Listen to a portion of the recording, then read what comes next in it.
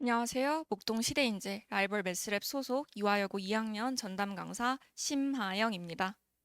어제 이제 이화여고 2학년 대수 기말고사가 진행됐는데 이제 같이 문제 주요 문항들 해설하고 그 다음에 중간고사에 비해서 이번 기말고사 어떻게 출제되었냐 그리고 이제 그거를 토대로 2학기에는 어떻게 학습 방향을 잡아야 되는가 이 주제로 한번 같이 이야기해 보려고 합니다. 일단은 전반적인 출제 경향부터 우선적으로 말씀드리면 중간고사에 비해서 중간고사 대비 아마 풀면서 난이도가 조금 수월해지지 않았나 그런 점들을 느끼셨을 겁니다. 근데 이제 또 반면에 부교재로 따진다면 부교재 수특 출제율은 조금 떨어졌다. 이렇게 이제 말씀을 드릴 수 있습니다. 먼저 데이터로 좀 잠시 보자면 이제 중간고사 같은 경우는 수특에서 직접 연계, 숫자 변형 또는 조건 변형돼서 출제된 문항이 약 7문항이었지만 기말고사 같은 경우는 4문항으로 이렇게 출제되었습니다. 근데 그러면 앞서 난이도가 조금 쉬워지지 않았나라고 예측을 했던 반면에 왜 부교재 출제율은 떨어졌느냐? 그럼 나머지 문항들은 무엇이냐? 이런 의문이 드실 거거든요. 그 나머지 문항들은 이제 교과서가 자리하게 되었습니다. 사실 이제 교과서로 지필을 이제 적어 놓기는 했지만 이게 다른 시중 문제집에서도 충분히 보이는 빈출 유형이어서 아마 이제 중간고사보다는 좀 평이하게 느껴질 만한 이유가 이거였지 않았나 생각하고 있습니다. 그래서 부교재 출제율이 떨어졌지만 체감 난이도는 그렇게 높지 않았다. 그리고 이제 부교재 출제율이 떨어질 만한 이유는 중간고사가 조금 어려웠기도 했고 그 다음에 이제 이번 같은 경우는 수능 특강에서 학교 선정 문항이 따로 있었죠. 홀수 번호만 레벨 2에서 출제되었습니다. 그래서 이제 좀 적은 표본이다 보니까 출제율이 이제 자연스럽게 떨어진 게 아닌가 이런 예측도 존재하게 되는 것이죠. 그래서 이제 다시 돌아와서 전반적인 경향을 다시 말씀드리면 사실 그렇게 이제 평이했다고 해서 모든 친구들이 잘 본 건 아니잖아요. 그럼 좀 나는 이제 내가 아쉬운 점수를 받았다면 그 이유가 무엇인가? 이제 두 번째, 세 번째에서 그 분석이 이어지게 됩니다. 일단 두 번째, 중간고사와 비슷하죠? 외형은 조금 생소하지만 그래도 내가 막상 풀이를 도입하면 그렇게 풀이 또한 지엽적이며 발상적이지는 않는 문제들. 그런 게 이제 이화여고의 출제 특성이기도 하죠. 기말고사 또한 그 경향이 그대로 유지가 되었습니다. 14, 15번을 이제 말씀드리는 겁니다. 그렇다는 것이고 그리고 또 내가 그런 거에 조금 압도돼서 시간 배분에 차질이 있었다라고 하면 서술형을 쓸 시간이 없었다는 거겠죠. 사실 중간고사 같은 경우는 좀 원체가 어렵게 나왔어서 내가 이제 서술형 이제 풀이 작성을 할 시간이 없었다. 그런 학생들도 좀 많았을 거예요. 근데 이번 기말고사 같은 경우는 앞에서 페이스 조절이 그래도 중간고사보다는 무난하게 잘 됐다면 서술형을 쓸 시간이 충분히 있었을 거라는 것입니다. 그래서 1차적으로 그런 부분에서 좀 시선을 덜 빼앗겼어야 되지 않았나 이거를 이제 말씀드리는 거고 그 다음에 서술형을 쓴다고 해서 전부 다 점수를 받는 건 아니잖아요. 이제 감점 대비가 있었어야 된다. 이게 문항은 지난번보다 쉬울지 몰라도 곳곳에 감점이 될 만한 요인이 배치가 되어 있다라는 거를 아셔야 됩니다. 그래서 이 세 가지 위주로 오늘 주요 문항 해설과 총평 이어서 진행하려고 합니다. 앞서 보여드렸던 데이터 보시면 사실 의문을 가질 만한 게 아마 이거일 거예요. 부교재가 명백하게 존재하는데 부교재가 아닌 특정 문제집에서 똑같은 비중으로 나왔다? 그러면 좀 회의감이 들 수가 있어요. 이걸 내가 부교재를 아무리 공부해봤자 결국엔 수학 실력으로 줄 세우는 시험인가? 이런 생각이 들 수가 있는데, 근데 이제 저희 미리 먼저 말씀을 드리면, 저희는 이제 이화여고가 어떤 문항을 출제할지 이미 겨울부터 분석을 해서 그 프로세스를 전체적으로 확인한 결과, 이제 컨텐츠룸, 디데이 7 기준으로 저희 시작했죠. 전체 막 1000문항씩 이렇게 제공한 거 아니고 딱 80문항 제공했습니다. 스위치 40문항과 그리고 파이널 모의고사 20문항씩 이제 두 번 40문항 이렇게 제공했을 때 이번에 단답형 비연계 그리고 연계 문항, 수능 특강, 학교 선정 문항 모두 적중한 결과를 보였습니다. 그럼 저희가 단순히 이렇게 두 가지 말씀드릴 수 있어요. 단순히 우연이 아니다. 그리고 충분히 예측할 수 있었다. 이게 단순히 랜덤으로 출제하시는 게 아니라는 얘기를 하는 겁니다. 이 부분에 대해서요. 과거 수특수완 원래 전통적으로 많이 출제하셨어요. 작년도 그렇고 올해도 이제 중간고사도 그랬고 이번 기말고사도 마찬가지입니다. 그런 점을 이제 분석했다는 겁니다. 그래서 이제 변별 키워드 정리하고 하고 그러면 어떤 방식으로 그게 출제가 됐냐? 그런 거를 어떻게 예측할 수 있었냐로 이어서 다시 말씀드리겠습니다. 일단 그래서 그럼에도 동일한 비중이기는 하지만 그렇다고 무시할 수가 없어요. 왜냐하면 출제된 번호대를 보면 객관식 딱 이제 중후반대에 위치되어 있기 때문에 무게감 있는 문제들이거든요. 그래서 이제 부교재 체화가 필수적으로 되어 있어야 하고 그리고 시간 배분 또한 중요했을 것이며 이유, 서술형 감점 대비까지 이렇게 세 단계로 방어가 되었어야 했을 시험이다. 이렇게 정리를 할 수 있습니다. 그래서 이어서 어떤 프로세스로 출제가 됐냐? 저 이제 주요 문항 해설한다고 했잖아요. 일단 한 문항부터 먼저 좀 같이 보겠습니다. 앞서 말씀드린 비연계인데 적중했다 그 문항이에요. 단순히 우연이 아님을 보여주는 건 애당초 중요하다고 생각해서 충분히 출제될 것이라고 생각해서 두 번이나 넣었습니다. 아마 학생들 입장에서는 겹치는 걸 왜 넣었지 싶었을 수도 있는데 그만큼 중요하다고 확신이 있어서 이렇게 두 번 수록하게 되었습니다. 스위치 문항이고 파이널 모의고사 문항입니다. 그리고 이번에 이화여고 2학년 기말고사에 실제 출제된 문항입니다. 거의 숫자만 바뀐 형태로 출제가 된 것이죠. 그래서 어떤 식으로 예측을 할 수 있었냐, 우연이 아닌 이유가 무엇이냐라고 했을 때 사실 옛날 수특수한 그렇게 주요 문항만 따졌을 때 최소 추산치만 이제 얼마인지 아십니까? 700문항이 넘습니다. 근데 거기에서 어떻게 뽑아왔냐? 이게 진짜 랜덤으로 돌리는 게 아니라 선생님의 취향만 반영된 것이 아니라 왜 예측을 할 수 있었냐라고 하면 일단 예측한 과정은 그렇습니다. 교과서랑 수특을 좀 자세하게 봤어요. 그러니까 이번에 이제 연계된 그 수특, 2027 수특을 자세하게 보면서 어떤 거 위주로 봤냐면 분명히 자주 출제되는 소재가 있어요. 그래서 이제 설명회 때도 이렇게 말씀을 드렸어요. 등차 수열 같은 경우는 이제 절대값 같은 것들이 보인다. 그러면 이게 단순히 비단, 중간, 그러니까 등차 수열에서만 연계가 되는 게 아니라 다른 수열 쪽에서도 이제 절대값 딱딱딱 더하는 걸로 연계돼서 출제될 수 있다. 이번 기말고사에 그대로 출제됐죠. 그리고 또 두 번째, 로그.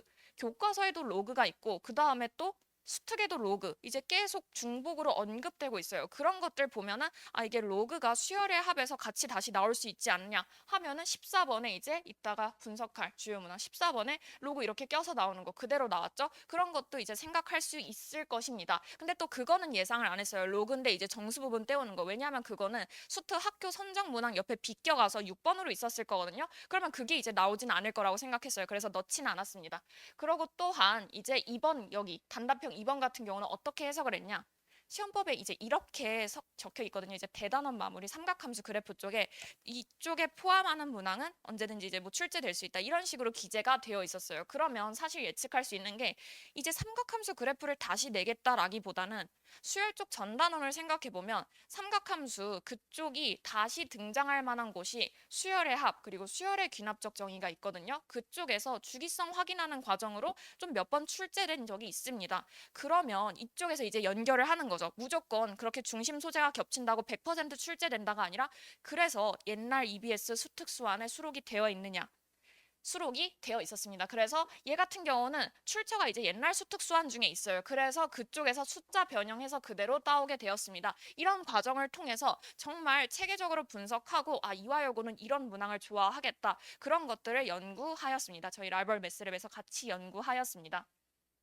그리고 이제 추가적으로 이 문항 설명하면서 이화여고가 좋아할 어떤 소재보다는 스타일에 대해서 좀 말씀을 드릴 건데 앞서서 이렇게도 얘기를 했어요. 생소한 유형인 듯 보이나 막상 내가 풀이를 도입해보면 실제로 그렇지는 않다. 이 문제에서 조금 더 두드러집니다. 일단은 좀 이제 사인 갑자기 나오고 하니까 당황할 수가 있어요. 이제 근데 막상 내가 도입을 해서 이제 대입을 해보면 이렇게 대입을 해봤을 때 각변환으로 좀 간편하게 처리가 됩니다. 각변환 하는 게 이제 첫 번째예요. 그 다음에 각변환 한 걸로 사인 코사인에서 이제 중심적으로 사용할 수 있는 공식 사인 제곱과 코사인 제곱 더해서 1 나오는 거 그것도 대입하면은 의외로 허무하게 좀 피해 값이 바로 나오게 됩니다. p는 루트 2가 나와요. 근데 그걸 또 어떻게 하느냐? 되게 발상적으로 막 식 조작해서 하는 게 아니라 그냥 또 대입합니다. 그냥 또 대입하면은 결과적으로 간단하게 추측할 수 있는 이런 규칙이 나오게 되고 그래서 아 4분의 파이부터 2파이씩 늘어나겠다. 이런 상황을 예측을 할 수가 있고 답 또한 간단하게 나오게 됩니다. 그러면 지금 이 문항을 이렇게 보셔야 돼요. 아 과거 과정을 좀 중요하게 생각하는구나 라기보다는 겉보기에는 복잡해 보이나 내가 과감하게 대입을 하고 식을 해체하는 순간 답이 보인다. 이런 문항들을 굉장히 좋아합니다. 딱 지금 이 논리를 기억하시면서 주요 문항 해설 그대로 이어서 갈게요. 14번 다시 그대로 이어서 가겠습니다. 사실 얘는 좀 많이 봤다기보다는 그냥 이제 좀 허술해 보이니까 다 조건만 풀면은 잘 되겠지 생각하셨을 겁니다. 근데 그게 맞아요. 이거를 여러 가지 조건들 처음에 압도될 게 아니라 일단 중심 상황 하나만 발견하게 되면 그냥 그대로 로그식을 정리했을 때 일단 또 대입하는 상황을 마주하게 될 것입니다. 식 정리하면 이런 식으로 합의 이제 분수 상태로 나오게 되고 그렇게 해서 n은 2라는 거를 대입했을 때 S의 2 그리고 S의 1, A의 첫 번째 항과 A의 두 번째 항 사이의 관계를 이렇게 식 정리하면서 발견을 하게 됩니다. 그리고 또 여기에서 또 항상 보편적으로 쓸 수 있는 이제 하나가 있는 거죠. n 플러스 1 대입해서 위에서 아래 쭉 빼버리는 거. 그렇게 쭉 빼버렸을 때 이제 일반항의 관계도 나오게 됩니다. 그래서 사실 별거 한 거라고는 대입밖에 없는 거잖아요. 이런 과감함이 필요하다는 겁니다. 일단은 내가 문제를 보자마자 머릿속에서 모든 풀이가 다 정립되면서 딸깍 이렇게 푸는 문제를 좋아하시지 않습니다. 기출에 되게 오래된 논리, 중심 논리 그런 스킬적인 부분보다는 일단 잘 모르겠는 상황에서도 과감하게 대입하고 일단은 해보자라는 마인드 그런 문항들을 이제 굉장히 좋아하신다고 생각을 했습니다. 14, 15번 단답형 2번이 딱 그런 문항들입니다. 그래서 그렇게 정리를 했을 때 사실 이 문제 같은 경우는 좀 실수할 만한 포인트가 그래서 무엇이냐라고 하면 애당초 다 조건이 이렇게 되어 있어요. n은 2부터 성립한다. 이런 거를 갑자기 잊어버리고 여기에서 n에다 1 대입하면은 이제 안 되는 거겠죠. 그런 거를 조심했어야 된다. 이제 좀 변별 포인트로서 작용을 했다라는 거죠. 그리고 이어서 15번도 같이 설명을 드리면 15번 처음에 봤을 때 충분히 어려울 만해요. 왜냐하면 수열의 기납적 정의가 전체 이번 기말고사 범위에서 어렵게 나오면 진짜 이제 그 안에 못 푼다. 절대 이제 답도 없다. 그런 쪽 유형이다 보니까 봤을 때 포기하고 넘어간 친구들도 있었을 거예요. 근데 한번 좀 같이 살펴보자는 거죠. 모든 짝수 번째 항의 값이 서로 같고 그리고 모든 홀수 번째 항의 값이 서로 같다. 이 부분을 잘 살펴보면 식은 의외로 깔끔하게 정리가 됩니다. A의 첫 번째 항, 세 번째 항 그리고 또 이렇게 계속 가다 보면 홀수 번째 항은 그냥 라지 A로 이렇게 정리할 수가 있는 것이고 두 번째 항, 네 번째 항, 짝수 번째 항 같은 경우는 라지 B로 간단하게 정리할 수 있습니다. 그럼 여기서 또 뭐예요? 그냥 대입하는 거예요. 수열은 기본적으로 대입하면서 내가 규칙을 찾아 나갈 수 있어야 되는 겁니다. 그래서 n은 1 대입하는 순간 라지 b는 이런 식으로 식이 정리가 되고 또 n은 2 이어서 대입하는 순간 세 번째 항과 두 번째 항이 나올 텐데 결국 알고 있잖아요. 첫 번째 항과 세 번째 항은 항의 값이 같다는 거. 그래서 식 또한 이렇게 정리됩니다. 그러면 또 여기서도 막 과하게 식 조작하는 게 아니라 그냥 아래에서 위 이렇게 빼버려요. 그러면 결과적으로 식이 이렇게 정리가 되고 앞서서 하나 언급이 되어 있죠. 첫 번째 항이랑 두 번째 항은 같지가 않다. 그래서 라지 A, 라지 B 다르기 때문에 나눌 수가 있어요. 0이 아니니까. 그래서 이렇게 식을 정리하면 의외로 간단하게 나옵니다. 라지 A 플러스 라지 B는 7. 그러면 갑자기 순간적으로 생각을 해요. 그래서 라지 A가 무엇인가? 근데 필요가 없다는 거죠. 그냥 답이 이제 마무리가 됩니다. 그래서 이렇게 세 문제 주요 문항 해설이라고 했는데 사실 어려운 거 난이도 순으로 이제 정렬해서 가져왔다기보다는 수특 이미 학교 선정 문항에 수록된 문항은 제외하였고 내가 현장에서 봤을 때 충분히 당황스러울 만한 했었던 문항 그리고 또 이화여고가 특별하게 좋아하는 문항 위주로 가져오게 되었습니다. 그래서 이렇게 세 개 해설 마무리했고 그 다음에 이제 서술형 해설도 이어서 두 문항 더 하고 이제 주요 문항 그리고 총평 마무리하겠습니다. 서술형 같은 경우 또한 어려운 문항을 가져왔다라기보다는 내가 이렇게 작성을 했는데 과연 어디에서 감점될 만한 요인이 있었을 것인가 그런 거 위주로 좀 이야기해 보려고 합니다. 내가 만약에 답을 이제 감점을 전부 다 피해서 모범 답안으로 안정적인 것을 이제 최우선으로 하여 작성했다라고 하면 아마 이 정도로 쓸 수 있었을 것입니다. 근데 그럼 잠깐 생각하면 시간도 부족한데 그걸 어떻게 쓰냐라고 했을 때 저희 이제 노 OMR이라는 교재가 있거든요. 잠시 그걸 이제 소개해드리겠습니다. 이제 문항 거의 그대로 있죠. 이거 사이에 n개의 수를 넣어서 만든 등차 수열. 그대로 이제 존재하는 거잖아요. 그러면 그거를 이제 어떻게 했냐? 단순히 그냥 쓰는 거 연습해라가 아니라 저희 이제 서술형 작성 지침이 따로 이제 존재합니다. 스텝 1, 스텝 2, 스텝 3 이런 식으로 해서 작성을 이렇게 해야 감점 당하지 않는다. 만약에 감점 당할 만하면 이런 포인트가 있었을 것이다. 다 이제 교재에서 지침이 있습니다. 이제 그런 교재가 이제 서술형 첨삭 교재로 존재한다는 걸 이제 잠깐 말씀드린 겁니다. 그래서 이제 다시 돌아와서 그런 부분들이 이제 평소에 대비가 됐어야 한다는 것이고 것이고, 그러면 또 전체적으로 이런 답안 속에서 어떤 부분이 좀 많이 필요했냐라고 했을 때 여기 이제 보면은 2와 6 사이에 EN개의 숫자를 넣어서 등차 수열을 이제 만들었다라고 되어 있죠. 근데 이제 그런 부분이 설명이 되어야 합니다. 그렇게 등차 수열이 되어 있는데 이제 A의 첫 번째부터 A, EN 얘도 등차 수열을 이룬다. 이게 일단 타당하게 설명이 되었어야 돼요. 혹은 그런 게 이제 내가 타당하게 설명할 걸 모르겠어 하면은 새로운 수열을 그냥 이제 정리하면 됩니다. 등차 수열을 이제 BK라고 하고 그 다음에 그 안쪽에 A의 N을 넣어버리면 돼요. 그런 방법이 있었을 거고, 그래서 이제 그럼 감점될 만한 요인은 이런 거를 설명하지 않고 그냥 바로 등차 수열의 합공식으로 밀어버리는 것들, 그런 것들이 이제 좀 위험하지 않나 말씀을 드립니다. 그리고 얘 같은 경우는 이제 좀 수월하게 가겠지만 중간중간 곳곳에 계산이 많아요. 그런 것들을 내가 정말 타당하게 이제 설명이 이제 논리적으로 될 만큼 풀이 과정에 녹였는지, 이걸 등차 수열 첫 번째인데 내가 합공식을 썼다 이런 거 밝히기도 하고, 그 다음에 또 얘 또한 그러니까 어떻게 하면 이제 시험장에서 계산이 제일 빨랐나? 내가 풀이 과정도 좀 합리적으로 쓰면서 계산이 빨랐나라고 하면은 여기서부터 다시 시그마 쳐서 더하는 게 아니라 우린 이미 알고 있잖아요. 2부터 6까지 그렇게 등차 수열의 합은 금방 낼 수가 있죠. 그렇게 내게 되면은 그냥 간단하게 8의 n 플러스 1 이런 식으로 이렇게 나올 거예요. 8의 n 플러스 1 이런 식으로 나오게 되는데, 그럼 거기에서 s를 빼버리는 순간 그냥 어쨌든 t만 남게 되는 거죠. t를 새로 계산하는 것보다 설명 하나하나 붙이면서 계산하는 것보다는 그게 훨씬 나았을 거예요. 그렇게 해서 s와 t가 정리가 되고 뒤에 보면은 계산하면서 약간 이제 멘탈이 흔들렸을 수도 있어요. 44 나오고 45 나오고, 근데 막상 계산을 하면 또 이제 쉽게 정리가 됩니다. n은 7이고 여기다 a 첫 번째 항, 두 번째 항까지 붙이게 되면 답으로서 완성이 되는 거겠죠. 그래서 두 가지 이제 말씀드린 거예요. 일단 새로운 수열을 정의를 하든지 아니면 등차 수열이 성립하는 거를 보이든지, 그 두 가지 중에 하나는 이제 있었어야 감점으로부터 조금 자유롭지 않았나 이 얘기를 드리는 겁니다. 그리고 그런 거는 이제 평소에 서술형 작성 연습이 되어야 된다. 내가 단순히 이 문제를 풀 수 있는 것만으로 서술형에서 감점이 0이다? 그렇진 않을 거라고 생각합니다. 그래서 이미 연습이 되었어야 된다.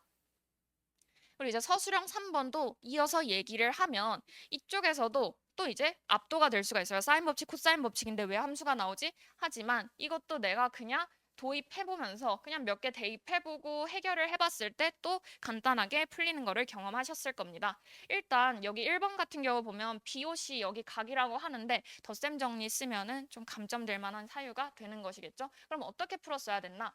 여기다 이제 좌표 도입하면서 뭐 1,3을 대입을 하든 아니면 여기에다가 임의의 점 P,3P를 대입하든 뭘 하든 설명이 일단 되었어야 한다는 거죠. 내가 이제 점을 도입을 했다. 이건 이제 얘네는 모범 풀이를 적었다라기보다는 이제 도형에서 조금 어려워했던 친구들도 어떤 프로세스로 진행이 됐냐 설명하는 차원에서 적었습니다. 만약 이렇게 적었으면 감점이 충분히 될 만했을 것이죠. 그래서 일단 이런 식으로 도입을 해서 시작을 하는 것이고, 그렇게 선분의 길이가 이렇게 나오게 되고, 그 다음에 이제 여기 좀 중요합니다. 이거를 코사인 법칙에 의해서 이런 말 없이 그냥 식으로 딸깍 해버렸다? 충분히 감점될 만합니다. 사인 법칙, 코사인 법칙에서 대표적인 감점 상황이 사인 법칙에 의해, 코사인 법칙에 의해 어떤 도형에서 어떤 선분을 썼다 이런 거를 이제 언급하지 않는 상황이기 때문이죠. 그래서 그런 것들을 이제 작성을 했어야 되고, 그 다음에 또 여기에서 각 BOC가 4분의 파이로 2분의 루트이기 때문에 마무리되는데 이것도 이제 조심해야 됩니다. 왜 하필 45도냐에 대한 설명으로 2분의 파이보다 작고 0보다 크니까 그게 이제 들어갔어야 조금 더 완벽한 답안이라는 거죠. 그리고 또 이제 두 번째 같은 경우로 넘어가게 되면 사인 법칙 좀 많이 쓰게 됩니다. 근데 이제 여기서 중요한 거는 사실 이거예요. 이거는 이제 설명 그냥 지금 하는 차원에서 보충적으로 이제 작성한 거고, 전부 다 같은 원에 내접하는 삼각형이기 때문에 사인 법칙이 성립한다. 이게 이제 서술이 되었어야 돼요. 적당한 수준에서 이제 설명이 되었어야 했을 겁니다. 그래서 사인 법칙 3번 정도 하면 2번은 또 깔끔하게 마무리가 되고, 그리고 이제 3번 같은 경우는 우리가 여기까지 했을 때 되게 알고 있는 선분이 많아요. 여기도 알고 여기도 알고 지금 모르는 게 이제 없어요. 여기까지도 알려줬으니까. 그래서 사각형 A, O, A, B, C 구하는 방법 같은 경우는 아마 학생들마다 많이 다를 것 같기도 합니다. 근데 이제 그냥 편안한 상황을 얘기하면 삼각형 두 개 쪼개서 더하는 게 이제 제일 합리적인 풀이고 좀 보편적인 풀이인 거겠죠. 그래서 이렇게 할 때도 조금 더 정확하게 작성한다면 A, B, C, D의 넓이는 이제 AOC와 ABC의 합이다. 이런 게 이제 서술이 들어갔어야 되고, 그 다음에 이런 식으로 좀 풀어가지고 내가 이걸 바로 적기보다는 이런 상황에서 내가 곱셈을 한 것이다. 연결점을 좀 줬어야 한다는 것이죠. 그래서 이런 식으로 서술형 작성에 있어서 감점이 될 만한 요인이 무엇이었나? 감점으로부터 조금 안전해지려면 어떤 것까지 서술했어야 됐나? 같이 설명을 해봤습니다. 전반적으로 이제 설명을 마무리하면서 이제 기말고사 총평을 하자면 이번 시험은 중간고사보단 평이했으나 내가 평소에 이제 서술형 작성 연습이 잘 되지 않았으면 많이 아쉬웠을 수 있는 상황이다. 그리고 또 아는 문항만 풀려고 하다 보면은 내가 분명히 풀 수 있는 역량이 출중한데도 시험 시간에 그거를 놓치는 아쉬운 상황이 있었을 수 있다. 이화여고는 이제 그런 문항들을 많이 출제하기 때문에 여름방학에는 그런 거를 조금 더 주도적으로 학습을 하셔야 되지 않나. 그런 부분들을 일단 조언을 드립니다. 그래서 이어서 저희 이제 그런 부분들 이제 합쳐가지고 이제 준비한 것이 여름방학 이화여고 학교별 스파르타반입니다. 앞서 저희가 겨울부터 이화여고에 대해서 분석을 진행했다고 했는데 그 부분을 이제 컨텐츠룸으로만 진행하는 것이 아니라 시험 직전에만 진행하는 것이 아니라 이제 여름방학부터 같이 시작하려고 합니다. 그럼 여름방학에 무엇을 할 것이냐라고 하면 앞서서 대수 이제 기말고사 보면은 주요 문항도 그렇고 그 다음에 이제 옛날 수특수안에서 연계된 문항이 이런 식으로 굉장히 많았어요. 근데 사실 학생 입장에서 이거를 대비하는 거는 거의 불가능에 가깝습니다. 앞서 이제 이런 과정으로 출제됐다고 설명을 드리기는 했지만 그 학생들이 수특수한 옛날 문항을 어떤 소스로 끌어모을 것이며 그거를 이제 학생 스스로 변형해서 풀 수도 없을 것이고 시간적으로도 이제 부담되는 상황인 거잖아요. 그래서 저희는 이미 다 준비를 했다는 것입니다. 이화여고가 어떤 문항을 좋아할지 알고 있다는 거 저희 이번에 컨텐츠룸으로 충분히 증명됐다고 생각합니다. 그래서 그런 것들을 이미 다 교재에 수록하였습니다. 미리 내신 대비를 한다는 차원에서 진행하는 것입니다. 학기가 시작해서야 그제서야 부랴부랴 이제 옛날 수특수안 찾아보면서 여름방학 동안 피지컬 기르겠다고 하는 것보다는 여름방학에 수학적 피지컬 기르는 시간에 그것을 결부시켜서 한 번에 진행하자는 겁니다. 그러니까 즉 옛날 수특수안만 이제 학교 프린트 막 이제 암기 과목 돌리듯 하겠다는 게 아니라 정규 커리큘럼에 그대로 수록한다는 뜻입니다. 정규 커리큘럼이랑 이제 메인 교재 그리고 워크북 최다 오답 모의고사까지 모든 문항에 연습할 수 있는 방안으로서 이화여고 차원, 이화여고 커스텀한 그런 문항들, 수특수안 그대로 수록했다는 뜻입니다. 그래서 최대 4번이나 반복할 수 있는 구조이고 다른 학교를 커스텀했다기보다 진짜 이화여고만테만 최적화돼서 이화여고만 포커스해서 제작된 교재이기 때문에 사실 다른 학생들이 풀게 되면은 별 효과도 없을 겁니다. 이화여고만 딱 생각해서 만든 교재니까. 그래서 이런 식으로 매 커리큘럼마다 연습할 수 있는 문항을 우리 학교에 출제될 것이라고 그런 유력한 문항들로 미리 연습한다는 것입니다. 근데 사실 여름방학에 이렇게 수학에 집중하는 학생들이 많긴 한데 그러면 그렇게 시간을 투자한 만큼 흡수를 다 해야 되잖아요. 근데 늘 아쉬운 상황이 집에 가니까 까먹었다. 선생님이 이제 설명하실 땐 다 알아들었는데 집 가서 내가 풀려고 하니까 시간도 너무 오래 걸린다. 그러니까 시간이 없잖아요. 그래서 생각한 방안입니다.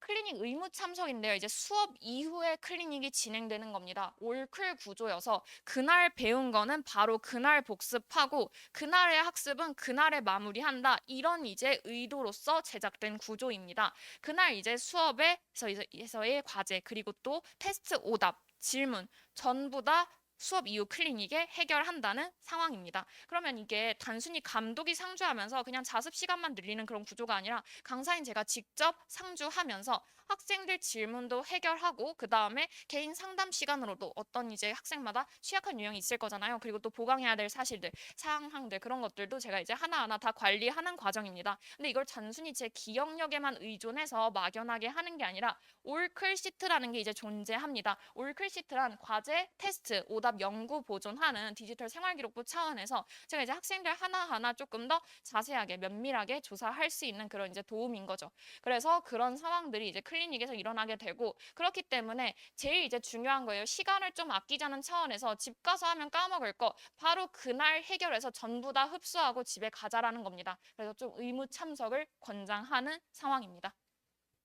그리고 또 이제 클리닉에서 라이벌 미네르바라는 게 이제 실시되는데 이화여고 졸업생분들이 직접 이제 1대1로 스케줄링, 멘토링 해주는 시간입니다. 오랜 시간 이제 진행하는 건 아니고 주 1회 필요한 이제 상담할 내용들 그런 거 그리고 또 내가 공부 시간을 어떻게 배분을 해야 되나 그런 거 이제 도와주시는 시간이니까 이런 부분도 적극 활용하실 수 있습니다. 그리고 이에 이어서 단순히 수업 이제 수학적으로 흡수하는 거 그리고 또 생활 차원과 이제 전반적인 스케줄링 그리고 또 고사장 환경 시뮬 시뮬레이션, 즉 비인지적인 상황까지 전부 다 제어하고자 하는 이런 3중 클리닉 구조를 운영할 계획입니다. 그리고 또 이어서 앞서 노 OMR 교재도 말씀드리면서 이화여고 서술형 굉장히 중요하다고 계속 언급을 드렸는데, 사실 그러면 이제 내신 대비 때 갑자기 쓰기 시작하면 이제 힘든 거잖아요. 그때서야 이제 되지는 않을 것입니다. 갑자기 이제 내가 길게 쓰려고 하면은 앞에서 이제 시간적으로도 좀 부담될 거고, 그래서 미리 연습을 하자는 겁니다. 1대1 서술형 첨삭 여름방학에도 이제, 그리고 또 학기 중에도 동일하게 진행됩니다. 서술형 첨삭 같은 경우는 제가 이제 2026년 1학기 대치 시대인지에서 서술형 첨삭 진행한 이력이 있고, 그때 실제로 했던 과정입니다. 단순히 그냥 어디서 틀렸다 감점 하는 게 아니라 정확히 여기서 틀린 이유가 무엇인지, 원래라면 어떻게 작성했어야 됐는지, 그리고 어떤 부분은 좀 잘했다, 뭐 이런 부분은 조금 비효율적일 뻔도 했는데 이렇게 해가지고 좀 그래프 그리면서 효율적이게 됐다, 이런 부분도 전부 다 피드백하면서 학생들이 어떻게 서술형 답안을 써야 될지 직접 알 수 있도록 이제 첨삭하는 과정입니다. 그래서 이제 서술형 감점 방어를 위해서 학생 1대1로 시밀러 모의고사 끝나고 계속 첨삭하는 시간이 클리닉에도 진행이 됩니다. 그래서 이런 부분들을 총체적으로 활용한 여름방학 이화여고 학교별 스파르타반 시간표는 이제 다음과 같습니다. 화목토로 진행되고 미적분 1, 본 수업 같은 경우 이제 9시 반부터 1시까지 이렇게 진행되고, 점심시간 가진 후에 수업 이후 클리닉 같이 연달아서 진행됩니다. 그리고 또 이제 개강 같은 경우는 이제 7월 21일이고, 이화여고 이제 2학기에 기하가 개설되잖아요. 기하 이제 듣는 학생들은 일요일에 이제 본 수업 똑같이 있습니다. 그리고 이제 수업 이후 클리닉 또한 존재하며 이제 과제 질문 해결 똑같이 운영될 예정입니다. 그래서 이러한 부분들 이제 오늘 기말고사 총평 들어보시면서 과연 내가 여름방학에 어떻게 학습을 해야 2학기에 조금 더 치고 나갈지, 좋은 방향으로 성적을 마무리할 수 있을지 한번 생각해 보셨으면 합니다. 만약 이제 오늘 이제 영상 보시면서 궁금한 점 생기시거나 더 이제 수업 관련해서 문의할 사항 있으시면 이제 아래 카카오톡 채널 통해서 문의 상담 주시면 순차적으로 답변 도와드리겠습니다. 시험 보시느라 고생 많으셨습니다.